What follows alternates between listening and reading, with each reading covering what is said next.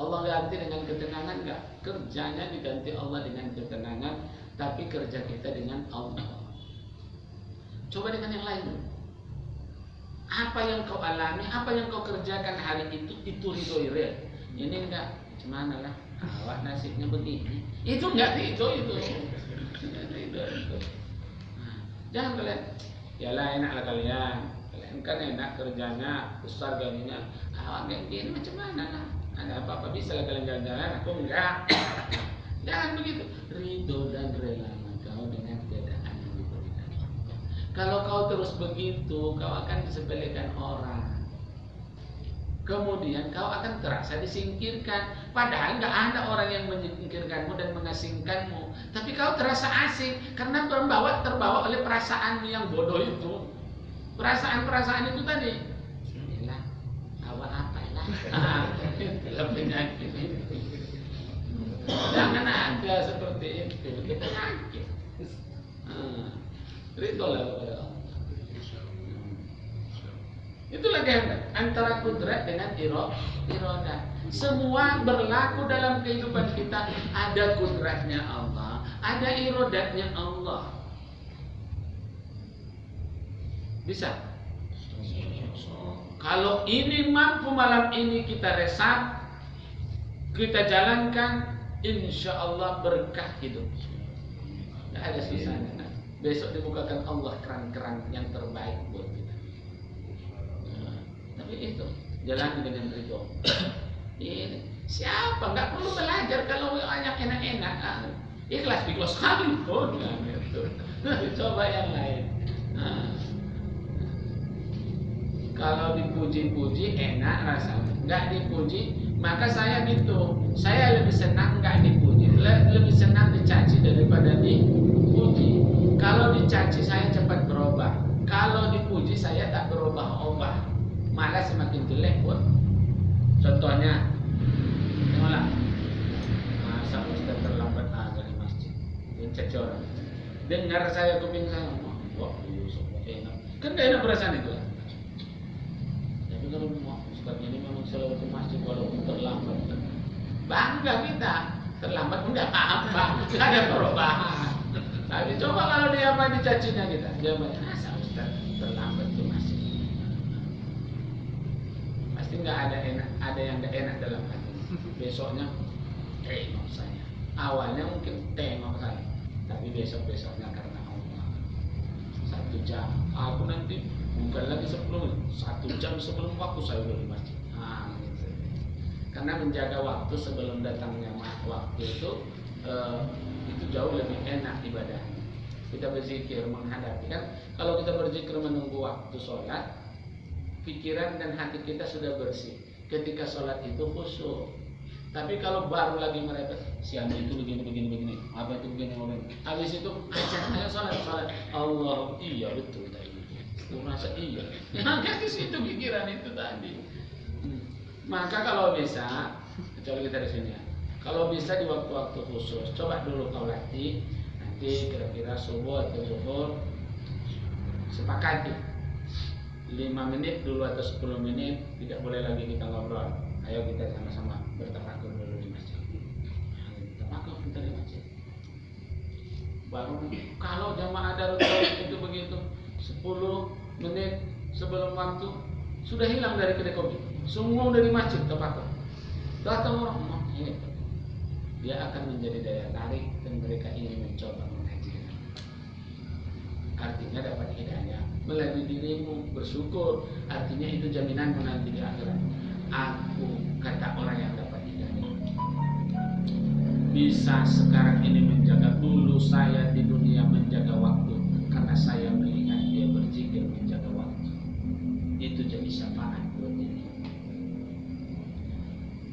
Jadi jangan apa. Jadi kadang-kadang kita nggak tahu bahwa kita bisa menjadi syafaat buat orang lain. Artinya kita juga kelakuan kita yang menunggu waktu itu karena orang baik karena kita itu bisa menjadi syafaat kita masuk surga. Ya, itu yang paling bagus. Jadi jangan apalagi berpikir yang tidak. ridolah dengan segala. Tapi susah ya. Maka itu dia menyesuaikannya.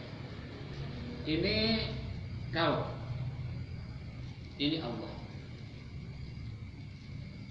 ini keinginanmu, ini keinginan Allah.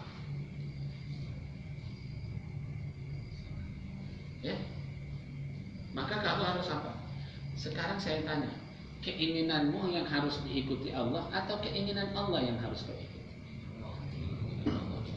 Keinginan Allah, maka kaulah yang hidup dengan ridho dengan kehendaknya Allah. Itu namanya disebut dengan ridho dengan ketentuan Allah. Ridho dengan ketentuan. Ridho dengan Allah. Oke? Ridho dengan Allah. Kalau keinginanmu yang harus diridhoi Allah, disesuaikan Allah, karena kau nggak tahu yang kau inginkan itu belum tentu baik, tapi yang diinginkan Allah itu sudah pasti baik. Apa yang Allah inginkan pada dirimu itu sudah pasti baik. Allah membuatmu sakit, pasti ada kebaikan di belakang. Allah menginginkanmu sehat, itu juga ada di situ kebaikan. Allah menginginkan usahamu itu hancur, karena ada kebaikan di balik itu. Allah tidak ingin kau hancur, tapi Allah ingin kau lurus dalam usaha. Jadi mana lebih baik? Kau jaya kau jaya tapi dalam kehancuran daripada hancur dalam kejayaan. Ngerti maksud saya kan? Lebih baik hancur dalam kejayaan daripada jaya tapi dalam kehancuran. Terlihat jaya tapi hancur dalam pandangan Allah. Kita jauh dari Allah. Terlihat hancur tapi ternyata kita sudah masuk dalam lingkungan ridhonya Allah. Mana? Putra bisa? Insyaallah bisa. Di sini bisa. Nanti udah berat juga rupanya Ustaz. Sakit kali Ustaz ditipu orang saya gitu contohnya. Ridho kita dengan ketentuan. Kadang-kadang usaha itu kita berpikir mak dapat sekian, bukan dapat untung malah buntung. Sial kali hari ini. Enggak sial ini. Ketika kita ucapkan sial, Allah datangkan sial. Perasaan kita sial, tapi kan di balik itu ada rahmat Allah, ada nikmat Allah, ada yang Allah janjikan kepada kita.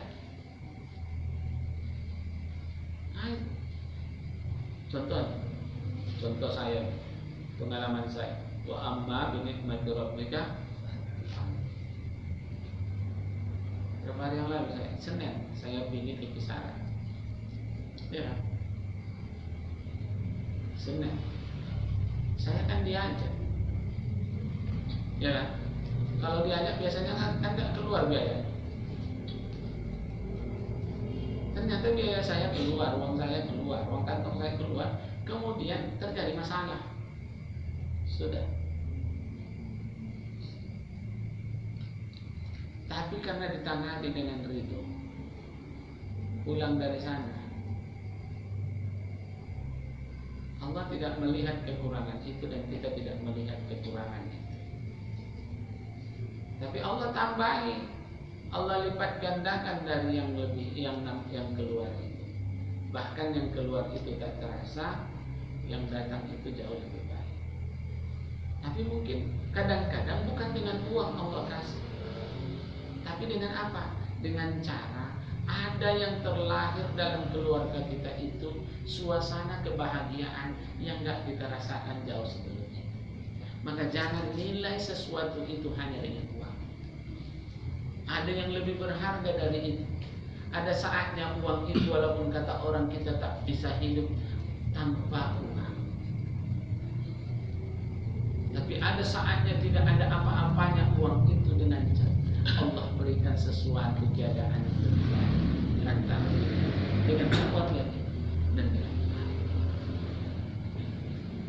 Atau Allah gantikan contoh. Di sana kita kecewa satu orang contoh atau dua orang. Tapi pulang ke Medan kita dapat membahagiakan orang 20 orang. Mana lebih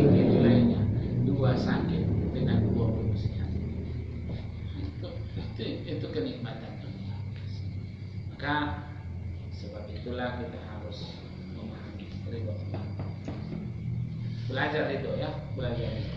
Nanti kita komunikasikan lagi. Ustaz, ridho nggak sah. Ridho ini harus. Kalau mengingat Allah itu tulisan Allah di kamarmu keliling, maka ini jangan tulis nama orang. Ridho. Cukup kau tekankan dalam jiwamu. Saya harus ridho dengan apa yang dijanjikan. Padahal itu bagian dari rukun iman. Qadar baik dan buruk datangnya dari Allah. Jadi kita harus ridho. Masa kita nggak ridho dengan yang diberikan Allah? Yang diberikan Allah yang baik aja yang mau diridho, yang tak baik tak diberikan. Menurut kita tak baik, menurut Allah baik. Allah masukkan kakimu ke dalam lubang, kau bilang tak baik, padahal baik. Kalau nggak masuk kakimu ke dalam lubang, kau jalan terus ditabrak mobil. Mana kau pilih ditabrak dengan masukkan kakimu ke dalam lubang? Allah punya rencana tersendiri yang kau tidak tahu. Maka pahami, ada lagu yang baru ini, Hal laka sirrun. Ada judul lagunya Hal laka sirrun. La ya'lamuha illallah. Adakah amalmu yang rahasia yang tidak tahu orang, yang tahu hanya Allah? Harus ada amalmu yang seperti itu. Harus ada amalmu yang tak tahu orang, yang tahu hanya kau dengan Allah. Hal laka sirrun. Adakah amalmu yang rahasia yang tidak tahu orang lain, yang tahu hanya kau dengan Allah? Hal laka sirrun indallah. Adakah rahasia amalmu di sisi Allah? La ya'lamuha illallah. Tidak ada yang tahu kecuali Allah. Tidak ada yang tahu kecuali Allah. Jadi kalau harus tahu. Jadi kita harus betul-betul. Contoh ini lagu apanya yang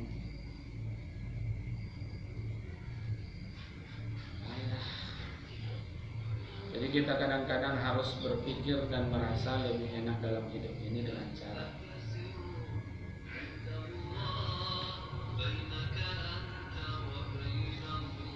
adakah rahasia antara dengan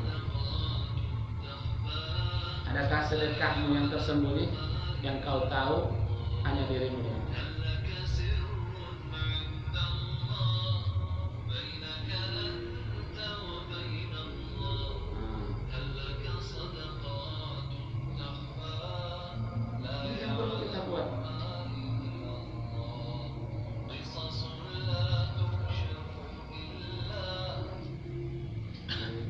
perlu ada amalan rahasia punya kita antara kita dengan Allah.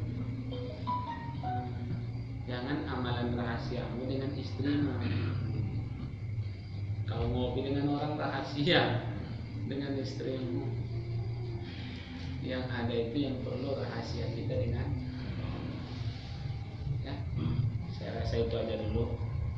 Habis ini kita zikir, ngasok. Kalau ada kopi, kalau nggak ada, kalau enggak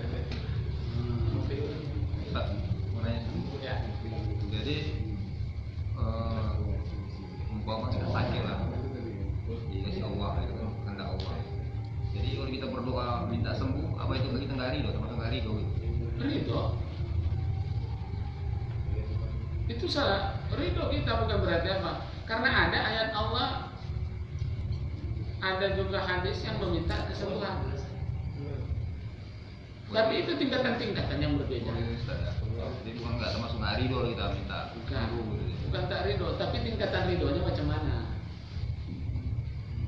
Di Sidogiri itu ada seorang guru, saya bilang, ada seorang guru, kiai, sakit, kena kanker.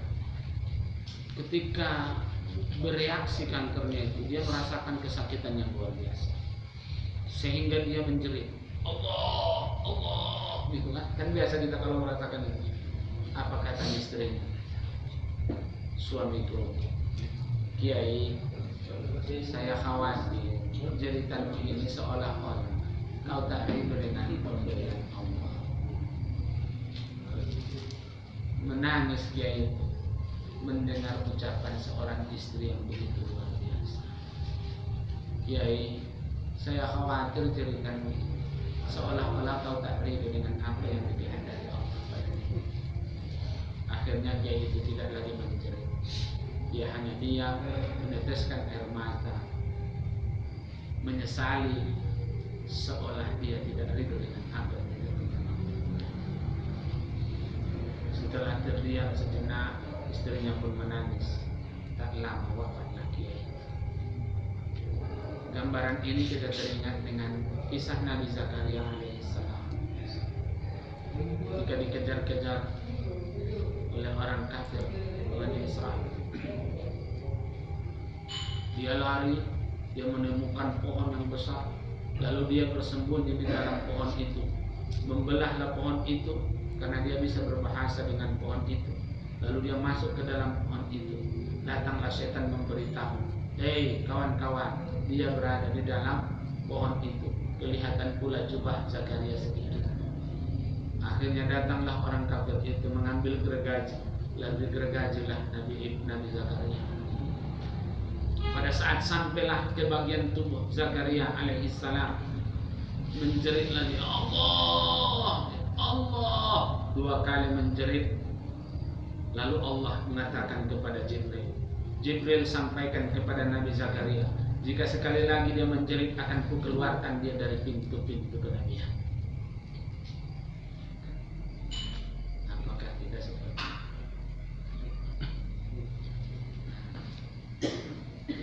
Ridho kan? Maka tingkatan ridhonya apa? Kalau kita nggak tahan, ya minta ampun, minta ya Allah sembuhkanlah saya. Kalau dia ridho, karena kita nggak tahu mana yang terbaik, Allah yang tahu mana yang paling baik, maka minta yang terbaik.